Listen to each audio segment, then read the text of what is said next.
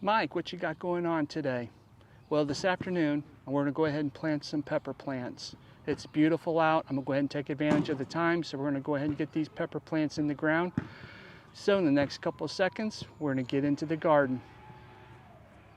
Before we get started planting these peppers, I just want to show you again how I mark my drip line.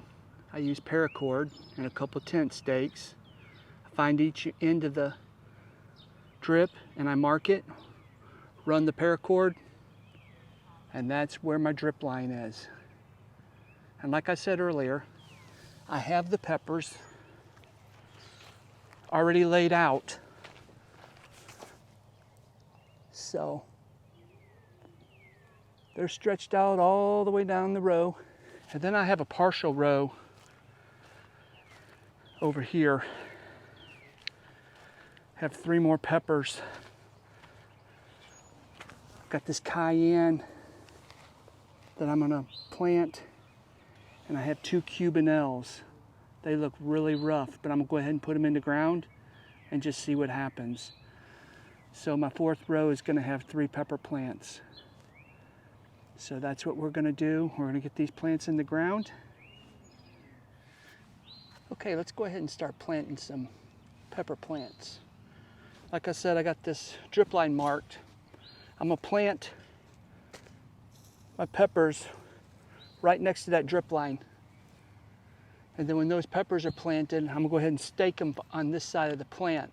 So I know there's no way I can hit that drip line and ruin my planting. So let's plant some peppers.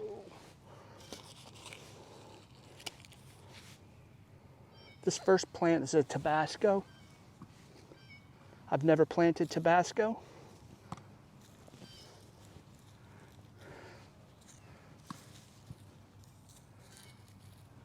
And I've already made up the labels for all the plants. So as I plant these, I'm gonna go ahead and set the labels.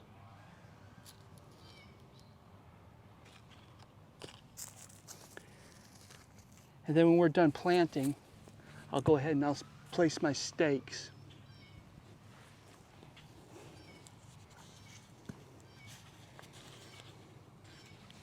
This is another Tabasco.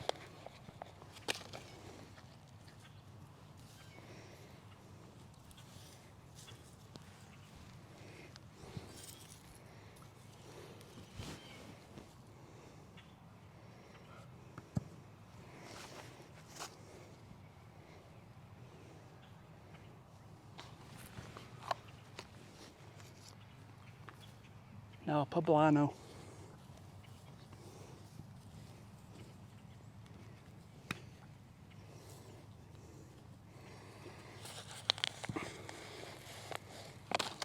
Man, the soil is breaking apart.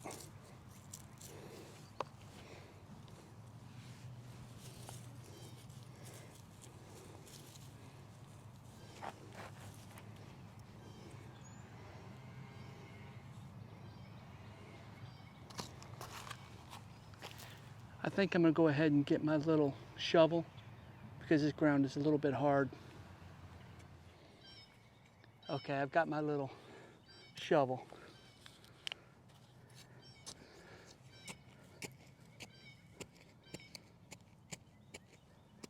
This ground we didn't mix any peat moss or sand in, so it's a little bit compacted.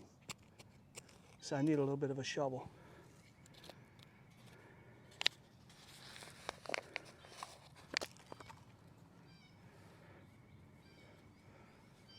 There we go.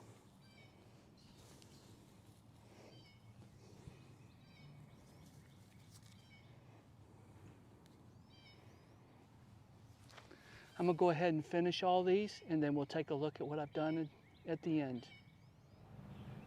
Okay, I have all the plants in the ground, and the labels are with them. And right over here, I have the other 3 peppers, and I already went ahead and placed the stakes to support those when they get bigger. Did not have to worry about drip with those because there's no drip in that row. But over in that last row over here, we have drip. And now I'm going to show you how I place my stakes.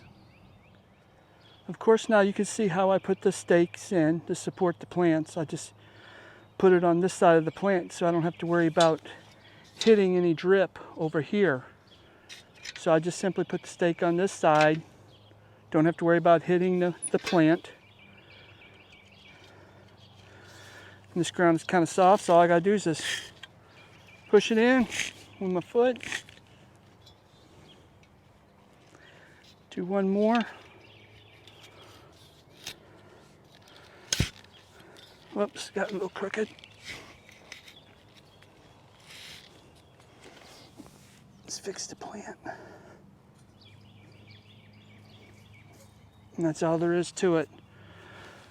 I'll go ahead and finish this row and I'll show you what it looks like when I'm done.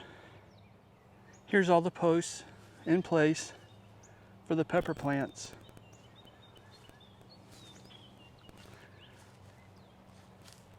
All the peppers are staked, labeled. Now the only thing I need to do now is just water them in.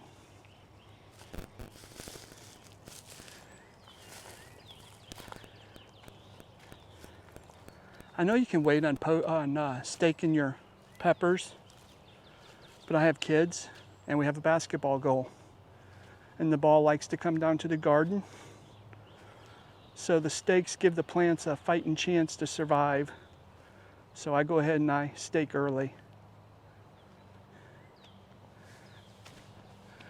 But that's how it looks. And then of course there are 3 over there.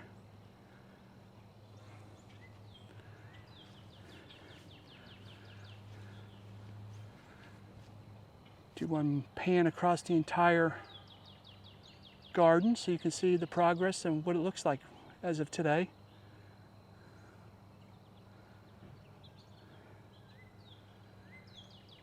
And this row right here next to the peppers, I'm planning to put a row of tomatoes there. And left of it, that row there, I'm planning to put bush beans. And then the rest of this row, I don't know what I'm gonna do with it. I think I'm just gonna use it as a utility row, just whatever comes to mind I wanna put in the garden, I'll put in there. Maybe lettuces or something like that.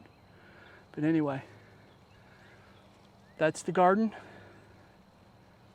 Thanks for watching, and we'll see you in a few days.